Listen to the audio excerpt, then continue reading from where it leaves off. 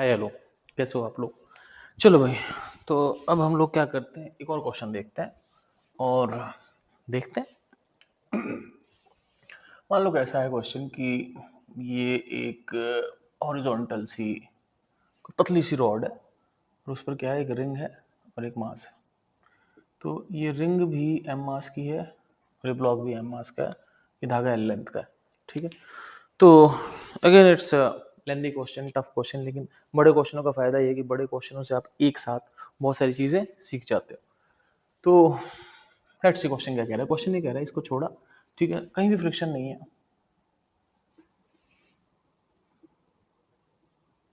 Friction हर जगह zero है, तो इसको छोड़ा तो ये नीचे आएगा, वो राइट भी जाएगा। तो व्हेन द थ्रेड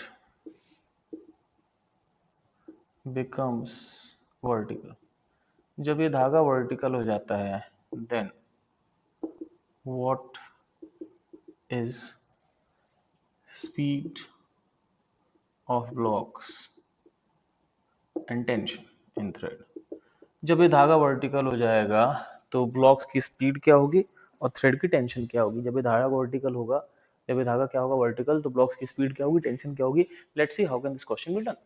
ठीक है, तो हम बात करते हैं कि ये क्वेश्चन कैसे होता है। Let's see. सही, ओके। तो करते क्या है बच्चों कि धागे को सीधा ही कर लेते हैं, सीधे। ठीक है, तो पहले कोई इंटरमीडिएट फेज ले लेते हैं। एक इंटरमीडिएट फेज में ऐसा होगा कि ये थोड़ा नीचे आएगा, और ये ध्यान रखना, जब ये नीचे आएगा तो ये टेंशन इधर है। ये जो टेंशन है, इसके दो कंपोनेंट होंगे बेसिकली। मान लो ये एंगल थीटा है, टेंशन के दो कंपोनेंट होंगे, इधर होगा टी कॉस थीटा, इधर टी साइन थीटा। ध्यान रखना, जो टी कॉस थीटा होगा इसको नॉर्मल बैलेंस कर लेगा, क्योंकि ये ऐसे तो चल ही नहीं सकता। अब जो टी साइन थीटा होगा, टी साइन थीटा क्या करेगा, टी साइन थीटा क्या करेगा, टी साइन थीटा क्या करेगा, इस रिंग को इधर लाएगा। ठीक है, इस पर दो फोर्स होंगे, एम जी और टेंशन। ठीक है, तो ये इधर आएगा और इन दोनों के इफेक्ट में ये जैसे भी जाएगा, आप समझ सकते हो। मतलब बेसिकली ये आगे जाएगा और ये ऐसे नीचे आएगा। तो अब इस सिस्टम पर किस पे हम बात करते हैं, ring plus thread plus mass. इस पूरे सिस्टम पे एक्सटर्नल फोर्सेस देखो, इस पूरे सिस्टम पे ये जो रॉड है, ये जो रॉड है, इसका एक्सटर्नल एक नॉर्मल होगा। ठीक है बच्चों, और इन दोनों का एम जी होगा 2 mg। टेंशन नहीं लेंगे क्योंकि टेंशन इंटरनल फोर्स है। ठीक है, अगर आप धागे को इंटरनल सिस्टम नहीं भी मानो तो भी कोई नहीं, ये टेंशन इक्वल अपोजिट कट जाती है। तो सोचने की बात यह है कि इस सिस्टम पे जितने भी फोर्स हैं सारे क्या हैं, वर्टिकल हैं। और अगर सारे फोर्सेस वर्टिकल हैं तो हम मोमेंटम कंजर्व कर सकते हैं, लेकिन मोमेंटम कहाँ कंजर्व कर सकते हैं, एक्स में। तो इस केस में एक्स में कोई फोर्स नहीं है, इसका मतलब मैं मोमेंटम कंजर्व कर सकता हूँ, लेकिन किस डायरेक्शन में, एक्स डायरेक्शन में। तो एक्स डायरेक्शन में आई विल कंजर्व मोमेंटम। कोई दिक्कत नहीं, दिक्कत। आगे चले, आगे चलते हैं। लिख लो, मैं मिटा रहा हूँ। हरे राम हरे राम,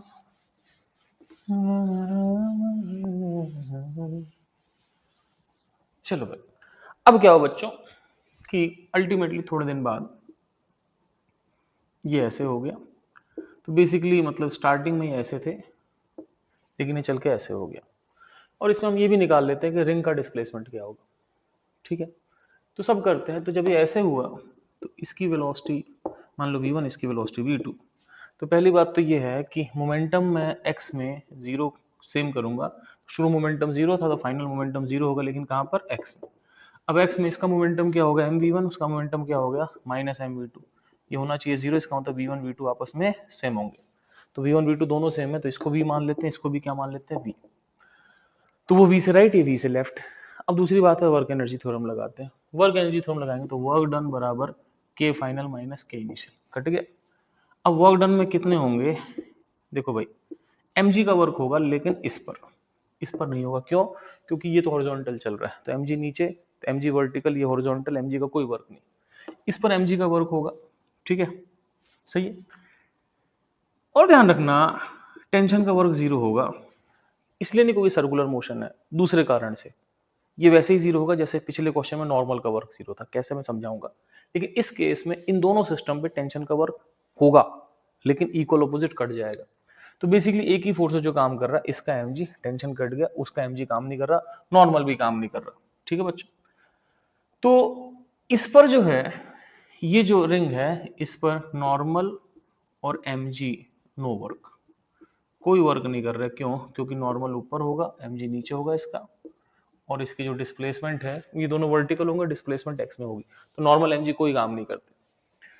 तो बेसिकली इस पूरे सिस्टम पे इस पर कोई काम हुआ नहीं, टेंशन ने किया, लेकिन टेंशन के बारे में बाद में सोचेंगे। टेंशन का काम इन दोनों को मिलकर कट जाएगा, केवल इस वाले ब्लॉक पर mg का काम होगा। अब देखो भाई, ये ब्लॉक यहाँ पे था, यहाँ आ गया, ये लेंथ l है, तो इसका मतलब इस पे mg ने कितना काम किया बच्चों? कितना काम किया mg ने? mgl बराबर हाफ mv² इसका और हाफ mv² इसका, दोनों का हाफ mv² हो गया, डबल कर दो, m से m कट गया, 2 से 2 कट गया, v कितना हो गया? √gl। इसका मतलब वेलोसिटी √gl आ गया। ठीक है, वेलोसिटी √gl आ गई। अभी हमको टेंशन निकालना है, और मैं ये भी कह रहा हूँ कि इसका डिस्प्लेसमेंट निकालते हैं, तो दोनों काम करते हैं। लेट्स सी, आप लोग इसको फटाफट पॉज करो और लिखो। ठीक, बहुत कुछ सीखने को इस क्वेश्चन में, बहुत कुछ बोले तो बहुत कुछ। ठीक है, अब हम बात करते हैं कि इस क्वेश्चन में टेंशन का वर्क 0 क्यों माना? माना तो क्या मतलब है ही 0, मानने ना मानने से क्या फर्क पड़ रहा है? क्यों? मैं समझा रहा हूँ। ये फिर कंस्ट्रेंट है, इस पर भी टेंशन है, इस पर भी टेंशन है। ये मान लो कुछ इधर चलता है, ये इसके अलोंग चलेगा, मान लो इसका डिस्प्लेसमेंट ds1 है, ये एंगल थीटा है, और ये मान लो कुछ इधर चलता है। ठीक है, तो मान लो ये कुछ ds2 है, और मान लो इसका एंगल थीटा 2 है। ठीक है, तो टेंशन इस पे इधर, इसका ds1, इस पे इधर, इसका ds2। ठीक है बच्चों, अब हम लोग क्या करते हैं, एक छोटे से डिस्प्लेसमेंट में टेंशन का वर्क निकालते हैं। टेंशन का वर्क होगा, इस पे होगा t ds1 cos theta 1 plus t ds2। अब टेंशन इधर है, ये थीटा 2 है, तो ये एंगल कितना हो जाएगा? 180 minus theta 2 cos pi minus theta 2। तो ये वर्क हो गया मेरे पास t ds1 cos theta 1 minus ds2 cos theta 2। अब ये वर्क जीरो होगा कंफर्म। कैसे? मैं समझाता हूँ। कंस्ट्रेंट, कंस्ट्रेंट क्या कहता है कि जितनी लेंथ यहाँ से कम होती है उतनी लेंथ वहां से बढ़ जाती है। टोटल लेंथ तो फिक्स है। अब देखो, यहाँ से लेंथ कम कितनी हुई? ds1 हुई, यहाँ से लेंथ कम हुई ds1 cos थीटा, इतनी लेंथ कम हुई बाय कंस्ट्रेंट, कंस्ट्रेंट द्वारा। ठीक है भाई, इतनी लेंथ कम हुई, कितनी लेंथ कम हुई? माइनस ds1 cos थीटा 1, और यहाँ पे लेंथ बढ़ गई कितनी? प्लस ds2 cos थीटा 2, लेकिन टोटल लेंथ का चेंज जीरो होगा। इसका मतलब क्या हुआ? ds1 cos थीटा 1 जो होगा वो ds2 cos थीटा 2 के बराबर होगा। अगर आपको नहीं पता तो प्लीज कंस्ट्रेंट देखें, पढ़ें। तो ये दोनों बराबर होते ही वर्क इसका जीरो हो गया। तो टेंशन काम करता है, टेंशन रिंग पे भी काम करता है, टेंशन ब्लॉक पे भी काम करता है, लेकिन दोनों पे मिला के जो टेंशन का काम होता है वो कितना हो जाता है? जीरो हो जाता है। दोनों पे मिला के टेंशन काम क्या हो जाता है? जीरो हो जाता है। ठीक है बच्चों, आगे चलें, आगे चलते हैं। अब सुनो, अगली चीज क्या है कि उस रिंग का डिस्प्लेसमेंट कितना होगा और टेंशन कितनी होगी जब वो वर्टिकल हो जाता है। तो ये सिस्टम ऐसा था। ठीक है, अब ये सिस्टम ऐसा था, अब ये ऐसे हो गया। अब मान लो ये डिस्प्लेसमेंट इसका S1 हो गया, और इसका मान लो हॉरिजॉन्टल में डिस्प्लेसमेंट S2 हो गया। मुझे पता है कि x में 4 0 है, तो x में मोमेंटम कांस्टेंट होगा, तो x में सेंटर ऑफ मास का डिस्प्लेसमेंट जीरो होगा, तो सिग्मा ms जीरो होगा, लेकिन किस में? x में।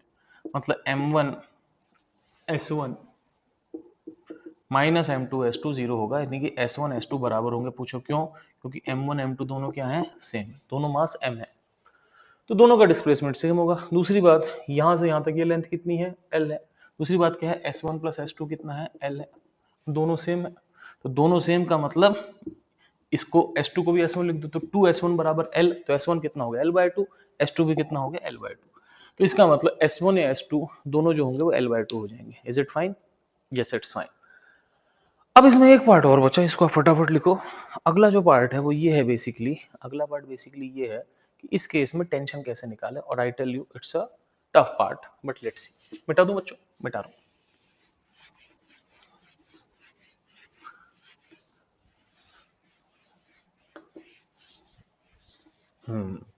अब बात करते हैं टेंशन। तो जब ये सीधा हुआ तो ये v से इधर चल रहा था, ये v से इधर चल रहा था। लोग क्या करते हैं, लोग क्या करते हैं, हम क्या फर्क पड़ता है। तो ऊपर टेंशन mg, लोग करते हैं t माइनस एम जी बराबर एम वी स्क्वायर बैल, ठीक है। तो t बराबर M G plus M V square by L, और v मेरे ख्याल से रूट जी एल था ना, आया था ना रूट जी एल, मुझे याद नहीं क्या आया था, आप देख लेना। तो v को रूट जी एल रखोगे तो M G L by L, तो ये हो जाएगा 2mg। लेकिन ये घोर अनर्थ है, अनर्थ है, इनफैक्ट घोरेस्ट अनर्थ है। अब तुम बोलोगे घोरेस्ट अनर्थ क्यों है। देखो ये इक्वेशन तब लगती जब ये सर्कुलर मोशन होता है, लेकिन ये सर्कुलर मोशन नहीं है। Circular motion is motion about a fixed point. अगर ये पॉइंट फिक्स्ड होता तो सर्कुलर मोशन होती जिसका रेडियस एल होता, लेकिन ये एक मूविंग पॉइंट है तो इसको स्टैटिक पॉइंट बना देते हैं। अब समझना मेरी बात, हम क्या करते हैं, इसको करते हैं इसकी निगाहों से, तो इस पे एक आंख बना देते हैं। अब इसकी एक यहां से देख रहे हैं ना, आइज ए रिंग, रिंग की आइज, ये क्या बोलेगी कि देख तेरी वेलोसिटी v इधर है, मेरी वेलोसिटी v इधर, मैं तेरी वेलोसिटी अपनी वेलोसिटी माइनस करूंगी, माइनस मतलब उल्टी करके जोड़ दूं, तो इसकी वेलोसिटी 2 रूट जी एल लिखेगी, ठीक है। अभी कहेगी तेरे पे टेंशन है, मेरे पे एम जी है, ठीक है। दूसरी बात हो सकता है जैसे कि ये ऐसे थी समझना, तो इसको छोड़ोगे तो इसकी स्पीड एक्चुअली यहाँ तक स्पीड बढ़ती है, उसके बाद स्पीड घटती है।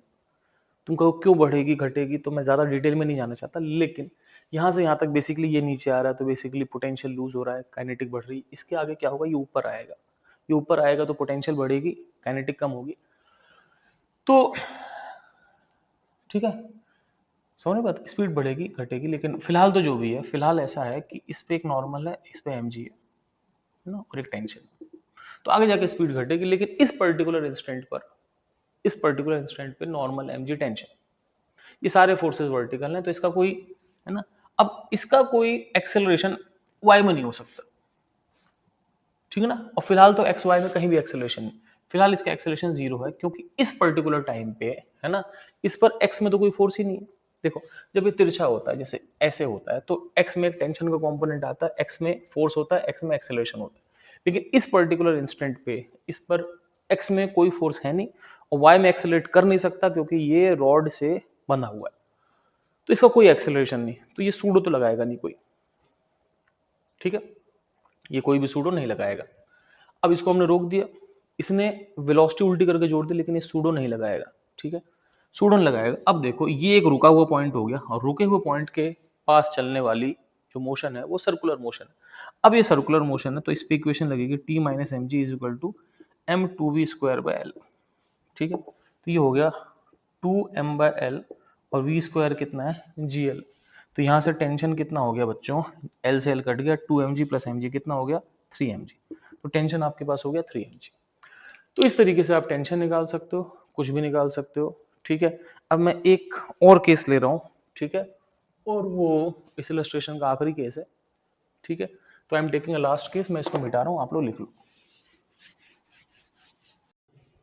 तो अगला और आखिरी क्वेश्चन ऐसा है कि वही सिस्टम है, ये एक रिंग है, ये एक मास है, एल लेंथ का वो था, इसको छोड़ोगे तो थोड़ी देर बाद ये ऐसा हो जाएगा सिस्टम, ये आगे जाएगा, तो मान लो एस आगे गया, ये इधर आ जाएगा,